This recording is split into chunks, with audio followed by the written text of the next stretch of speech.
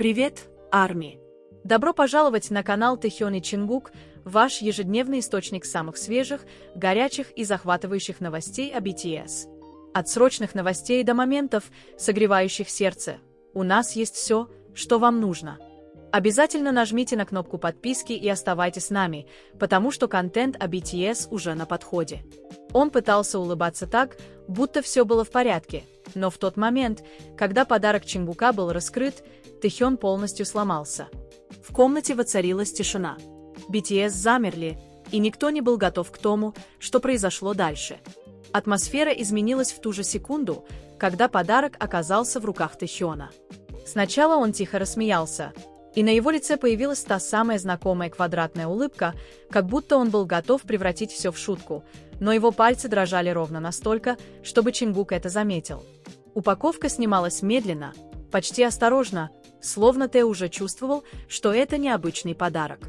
Когда он наконец увидел, что внутри, у него перехватило дыхание, и улыбка, которую он выдавливал из себя, начала исчезать. Комната, когда-то наполненная шутливыми голосами и смехом, погрузилась в тяжелое молчание. Тэхён смотрел на подарок, его глаза блестели, а воспоминания явно нахлынули на него все сразу. Это не было просто чем-то, что купил Чингук. Это было нечто, что несло в себе время, усилия и частичку их общей истории. Чингук сначала ничего не говорил. Он просто наблюдал, выражение его лица было нечитаемым, но его глаза были полны беспокойства, как будто он готовил себя именно к такой реакции. Тэ пытался заговорить, пытался поблагодарить его, но его голос сорвался прежде, чем слова успели полностью сформироваться. Он слегка отвернулся, сжав губы, его плечи дрожали, когда слезы наконец хлынули. В этот момент все замерли. Джин перестал улыбаться. Чимин прикрыл рот рукой. Арэм посмотрел вниз, растроганный. Даже Юнги, обычно спокойный и невозмутимый, молча наблюдал, понимая вес происходящего без единого слова. Тэхён вытирал глаза, слабо смеясь сквозь слезы и извиняясь за то, что плачет. Но это только сделало момент еще тяжелее. Он объяснил между вдохами, как подарок напомнил ему об обещаниях, данных много лет назад. О ночных разговорах, о моментах, когда Чингук оставался рядом с ним, когда никто другой не знал, как сильно он боролся. Чингук наконец подошел ближе и тихим искренним голосом сказал, что просто хотел, чтобы Тэхён помнил, как сильно его любят, не только как артиста, но и как человека. Именно тогда Тэхён окончательно потерял самообладание, закрыв лицо руками, когда Чингук притянул его для тихого объятия. В тот миг камеры казались лишними. Никакие слова не были преувеличены. Это были сырые, нефильтрованные эмоции. 7 человек разделяли момент, который казался слишком личным для света софитов, но при этом достаточно мощным, чтобы тронуть каждого зрителя. Слезы не были печалью. Они были облегчением, благодарностью и многолетними невысказанными чувствами, которые, наконец, нашли выход. И когда Тэхён прижался к плечу Чингука, пока остальные участники BTS молча стояли вокруг них, стало ясно, почему этот момент никогда не будет забыт. Ни Арми, ни, конечно же, ими самими. Объятие длилось дольше, чем кто-либо ожидал. Не неловкое, не вынужденное, а необходимое. Дыхание Тэ постепенно выровнялось, хотя его глаза оставались красными, а его рука крепко сжимала рукав Чингука, как будто если он отпустит слишком рано, все снова рухнет. Чингук оставался неподвижным. Одна его рука мягко лежала на спине Тэ, безмолвно говоря ему, что ему не нужно торопиться. Не нужно быть сильным. Не здесь и не сейчас. В комнате было тихо, той тишиной, которая наполнена пониманием, а не дискомфортом, словно все знали, что этот момент должен длиться столько, сколько нужно. Когда Тэ наконец отстранился, он оглядел комнату, смущенный, но честный, снова улыбаясь сквозь слезы. Он попытался снова пошутить, сказав, что дни рождения не должны быть такими эмоциональными, но его голос все еще дрожал. Арэм первым нарушил тишину, мягко напомнив ему, что чувствовать так глубоко – это нормально, и что это доказательство того, как сильно его любят. Чимин быстро закивал, его глаза тоже блестели, добавив, что любой бы расплакался после такого подарка. Даже Юнги пробормотал короткий, но искренний комментарий, что-то краткое, но достаточное, чтобы заставить Тэхёна снова рассмеяться, на этот раз немного более искренне. Тэхён снова посмотрел на Чингука, прижимая подарок к груди, и, наконец, поблагодарил его как следует. Он заговорил о том, как легко забыть, почему они начали, как давление, ожидание и постоянное внимание иногда делают все тяжелым. Он признался, что подарок Чингука напомнил ему о более простых днях, о мечтах, которыми они делились до того, как мир стал наблюдать за ними, о дружбе, которая никогда не требовала объяснений.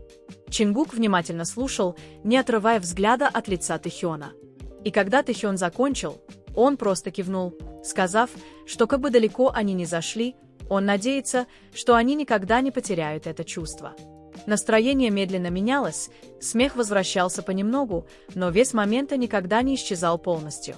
Он остался в воздухе, теплый и значимый, как тихое обещание, разделенное между всеми ними. По мере продолжения праздника Тэ стал заметно мягче, задумчивее, часто поглядывая на Чингука с легкой улыбкой, словно прокручивая этот момент в голове. И долго после того, как камеры переместились и вечер подошел к концу, было ясно, что это не просто очередной сюрприз на день рождения.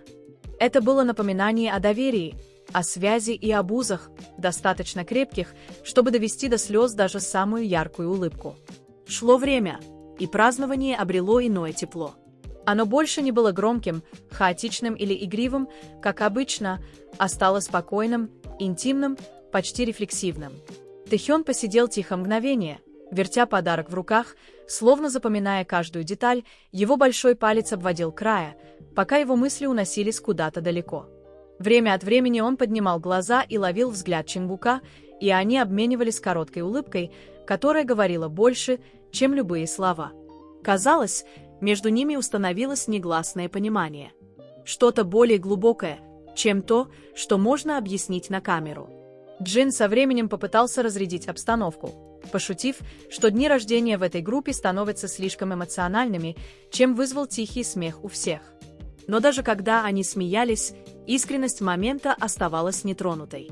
Чимин наклонился ближе к Тэ, прошептав что-то, что заставило его на этот раз рассмеяться по-настоящему.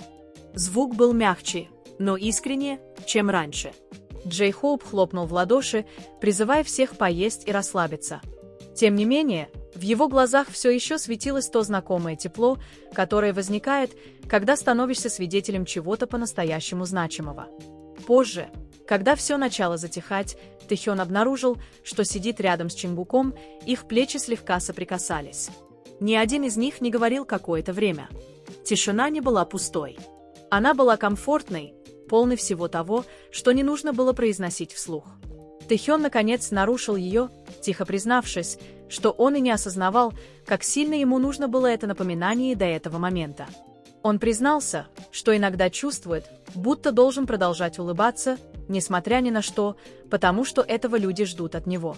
Чингук внимательно слушал, кивая, а затем ответил так же тихо, что он подарил этот подарок не для того, чтобы заставить его плакать, а потому что хотел, чтобы он помнил, ему никогда не придется нести все в одиночку. Именно тогда глаза Тэхёна снова наполнились слезами. Но на этот раз он не отвернулся. Он улыбнулся сквозь них, маленькой, благодарной улыбкой, и сказал Чингуку, что это значит для него больше, чем он может объяснить. Чингук нервно рассмеялся, почесывая затылок, явно чувствуя себя неловко от похвалы. Но искренность в его глазах выдавала его. Остальные участники наблюдали издалека, давая им пространство. Понимая, что это был один из тех редких моментов, которым не нужны зрители.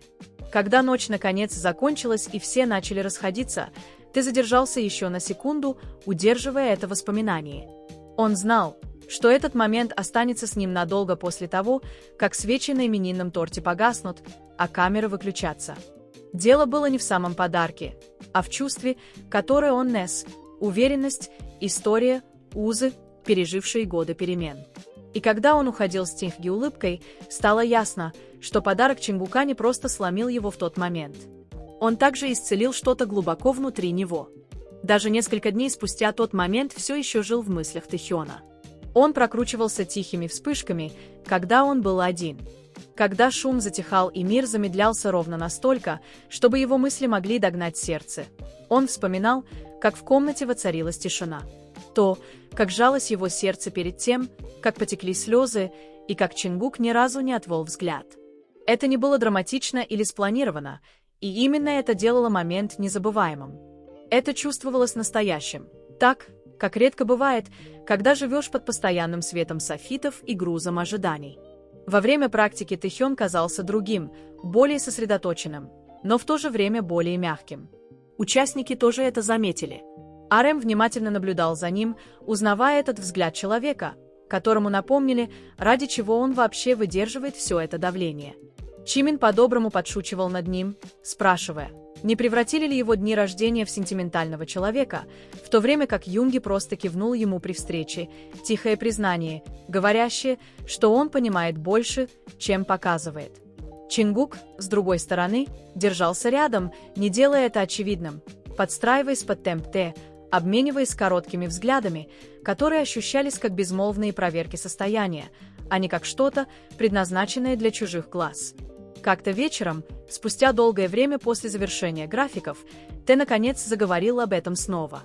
Не перед камерами, не для фанатов, а просто среди 7 участников. Он признался, что устал. Устал притворяться, что все всегда в порядке.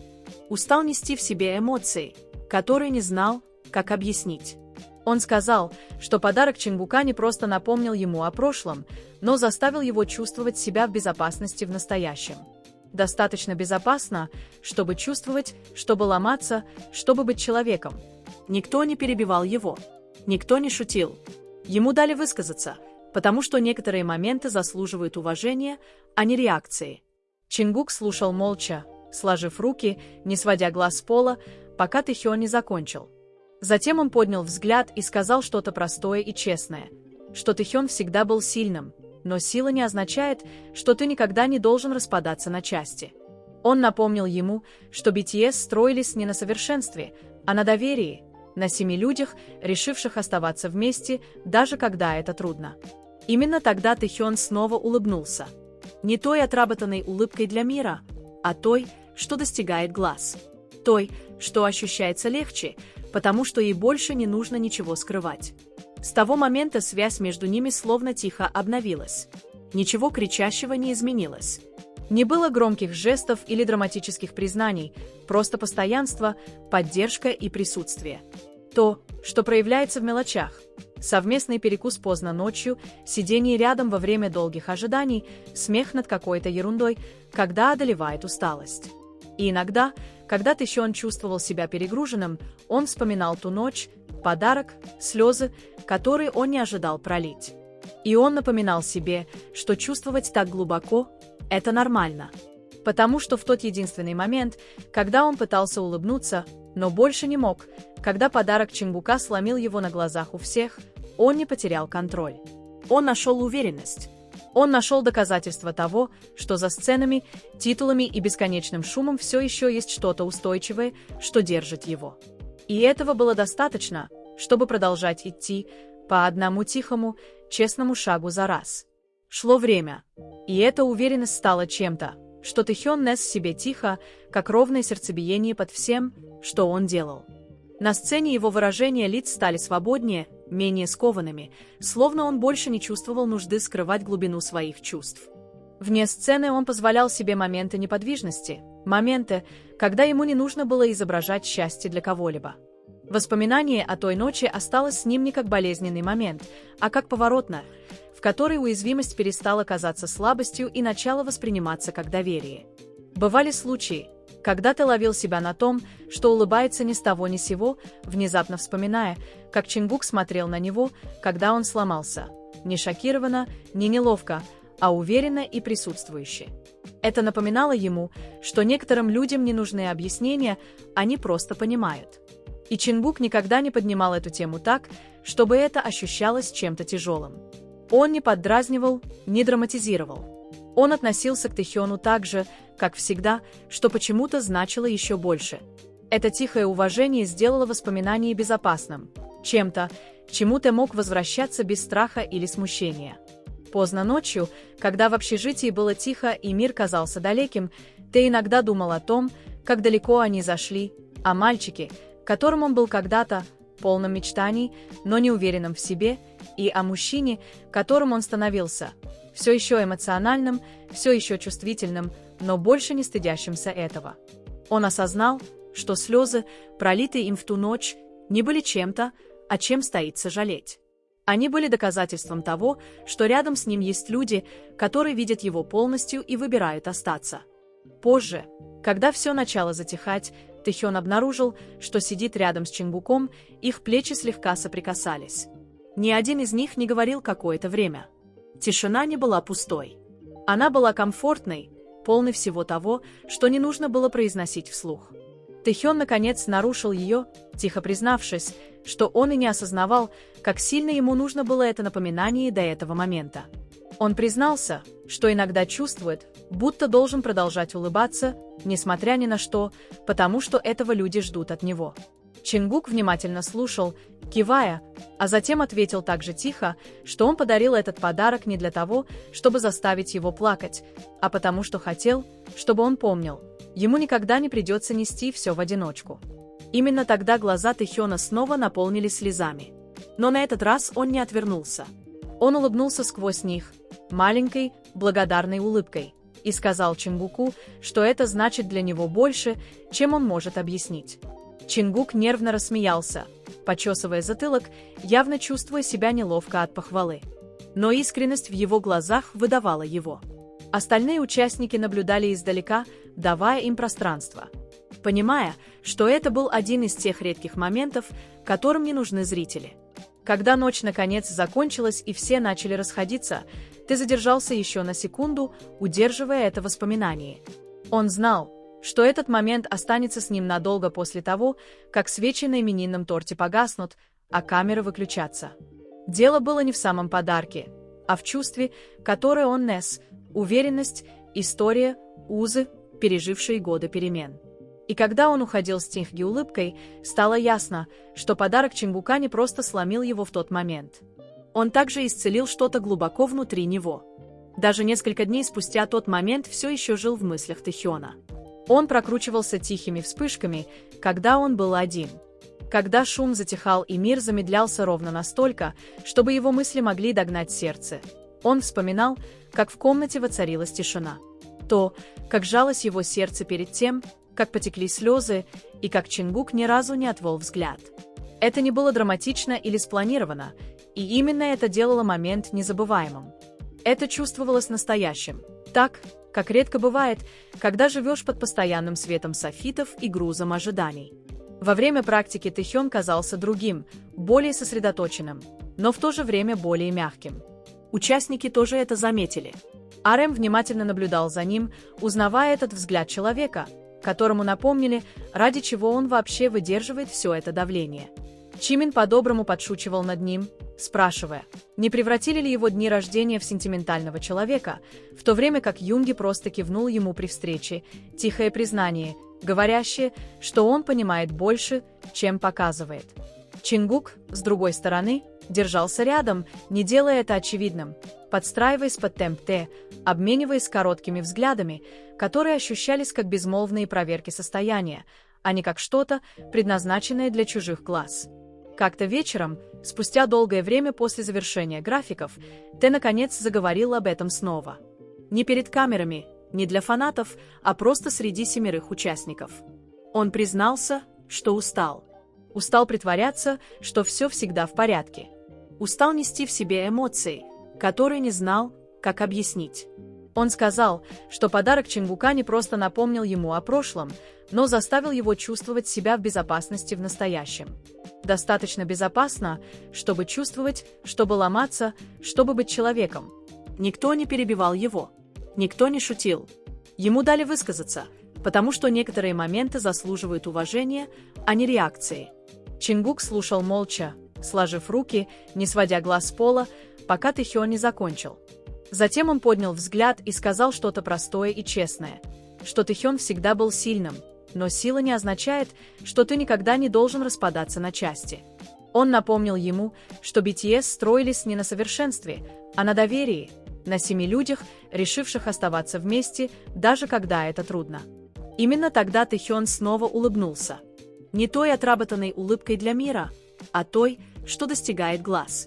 Той, что ощущается легче, потому что ей больше не нужно ничего скрывать. С того момента связь между ними словно тихо обновилась. Ничего кричащего не изменилось. Не было громких жестов или драматических признаний, просто постоянство, поддержка и присутствие. То, что проявляется в мелочах. Совместный перекус поздно ночью, сидение рядом во время долгих ожиданий, смех над какой-то ерундой, когда одолевает усталость. И иногда, когда Тэхён чувствовал себя перегруженным, он вспоминал ту ночь, подарок, слезы, которые он не ожидал пролить. И он напоминал себе, что чувствовать так глубоко – это нормально. Потому что в тот единственный момент, когда он пытался улыбнуться, но больше не мог, когда подарок Чингука сломил его на глазах у всех, он не потерял контроль. Он нашел уверенность. Он нашел доказательства того, что за сценами, титулами и бесконечным шумом все еще есть что-то устойчивое, что держит его. И этого было достаточно, чтобы продолжать идти по одному тихому, честному шагу за раз. Шло время, и эта уверенность стала чем-то, что Тэхён нес в себе тихо, как ровное сердцебиение под всем, что он делал.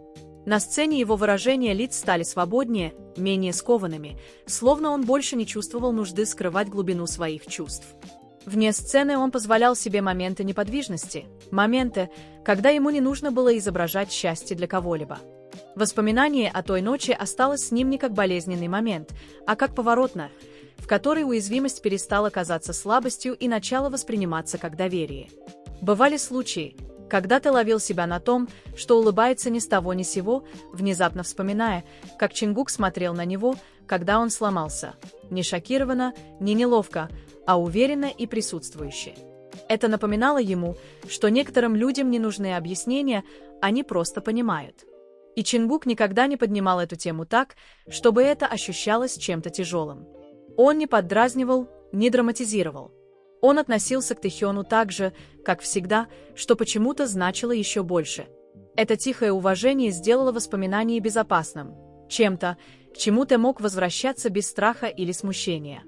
Поздно ночью, когда в общежитии было тихо и мир казался далеким, ты иногда думал о том, как далеко они зашли, о мальчике, которым он был когда-то, полным мечтаний, но неуверенным в себе, и о мужчине, которым он становился, все еще эмоциональным, все еще чувствительным, но больше не стыдящимся этого. Он осознал, что слезы, пролитые им в ту ночь, не были чем-то, о чем стоит сожалеть. Они были доказательством того, что рядом с ним есть люди, которые видят его полностью и выбирают остаться.